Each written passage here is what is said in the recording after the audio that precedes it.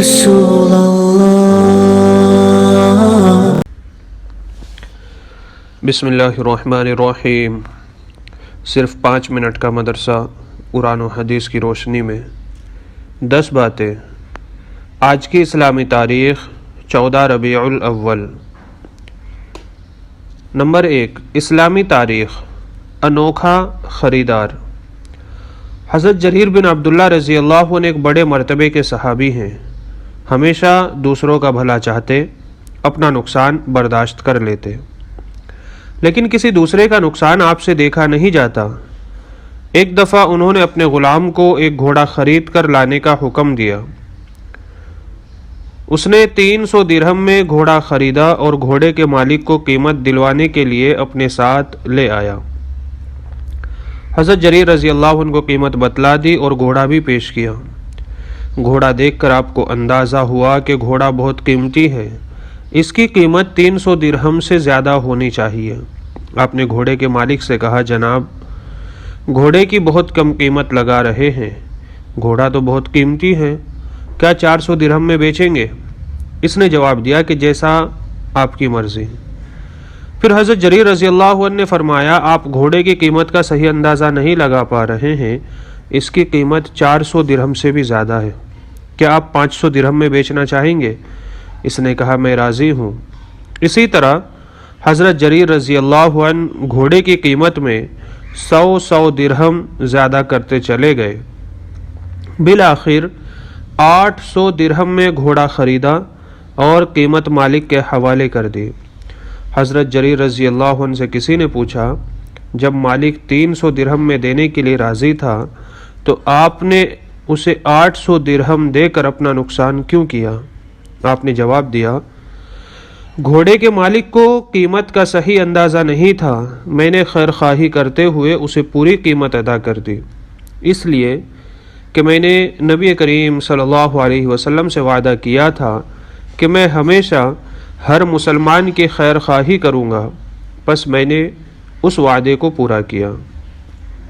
Number 2، حضور اکرم صلی اللہ علیہ وسلم کا معجزہ، درخت اور پہاڑ کا سلام کرنا۔ حضرت علی رضی اللہ عنہ بیان کرتے ہیں کہ مکی زندگی میں ایک مرتبہ رسول اللہ صلی اللہ علیہ وسلم مکے کے کسی علاقے کی طرف سے نکلے تو میں بھی آپ صلی اللہ علیہ وسلم کے ساتھ ہو لیا۔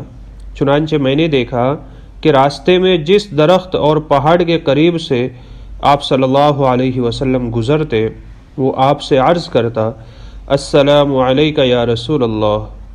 نمبر 3، ایک فرض کے بارے میں، والدین کے ساتھ اچھا برتاؤ کرنا۔ قرآن میں اللہ تعالیٰ فرماتا ہے، والدین کے ساتھ اچھا سلوک کرو۔ فائدہ، والدین کتنی مشقت و محنت سے بچوں کی پرورش کرتے ہیں، اس لیے والدین کے ساتھ اچھائی کا معاملہ کرنا اور ان کی ضروریات کو اپنی طاقت اور حیثیت کے مطابق پوری کرنا ضروری ہے۔ نمبر 4، ایک سنت کے بارے میں، سجدہ تلاوت کی دعا۔ رسول اللہ صلی اللہ علیہ وسلم قرآن مجید کی تلاوت کرتے ہوئے آیت سجدہ پر پہنچتے تو اس دعا کو سجدہ تلاوت میں پڑھا کرتے، سجد وجہی للذی خلقہ وشق سمعہ وبصرہ بحولہ وقوہ، جس کا ترجمہ یہ ہے، میرے چہرے نے اس ذات کے لیے سجدہ کیا جس نے اس کو پیدا کیا اور اپنی قدرت و قوت سے اس کے کان اور آنکھ کھولے۔ نمبر 5، ایک اہم عمل کی فضیلت، کثرت سے سجدہ کرنا۔ رسول اللہ صلی اللہ علیہ وسلم نے فرمایا، کثرت سے سجدہ کیا کرو، کیونکہ جب تم صرف اور صرف اللہ کے لیے سجدہ کرو گے تو اللہ تعالیٰ اس کے بدلے تمہیں ایک درجہ بلند کرے گا اور تمہارا ایک گناہ معاف کرے گا۔ نمبر 6، ایک گناہ کے بارے میں، حرام چیزوں کا بیان۔ قرآن میں اللہ تعالیٰ فرماتا ہے، تم پر مرا ہوا جانور، خون اور خنزیر کا گوشت حرام کر دیا گیا ہے، اور وہ جانور بھی جس پر ذبح کرتے وقت اللہ کے علاوہ کسی دوسرے کا نام لیا گیا ہو۔ نمبر 7، دنیا کے بارے میں، دنیاوی زندگی کی حقیقت۔ قرآن میں اللہ تعالیٰ فرماتا ہے، تم خوب جان لو کہ دنیاوی زندگی بچپن میں کھیل کود اور جوانی میں زیب و زینت اور آپس میں ایک دوسرے پر فخر کرنا اور بڑھاپے میں مال و اولاد میں ایک دوسرے سے اپنے کو زیادہ بتانا۔ نمبر 8، آخرت کے بارے میں قیامت کے دن کے سوالات۔ رسول اللہ صلی اللہ علیہ وسلم نے فرمایا، انسان کے قدم قیامت کے دن اللہ کے سامنے سے اس وقت تک نہیں ہٹیں گے جب تک اس سے 5 چیزوں کے بارے میں سوال نہ کر لیا جائے۔ نمبر 1، اس کی عمر کے بارے میں کہ اس کو کہاں ختم کیا۔ نمبر 2، اس کی جوانی کے بارے میں کہ اس کو کہاں خرچ کیا۔ نمبر 3، مال کہاں سے کمایا۔ نمبر 4، کہاں خرچ کیا۔ نمبر 5، علم کے مطابق کتنا عمل کیا۔ نمبر 9، طب نبی سے علاج، تربوز کے فوائد۔ رسول اللہ صلی اللہ علیہ وسلم تربوز کو تر کھجور کے ساتھ کھاتے اور فرماتے کہ ہم اس کھجور کی گرمی کو تربوز کی ٹھنڈک سے اور تربوز کی ٹھنڈک کو کھجور کی گرمی سے ختم کرتے ہیں۔ فائدہ، تربوز کی گرمی کی شدت کو کم کرتا ہے اور گرمی کی وجہ سے ہونے والے سر درد میں بے حد مفید ہے۔ نمبر 10، رسول اللہ صلی اللہ علیہ وسلم کی نصیحت۔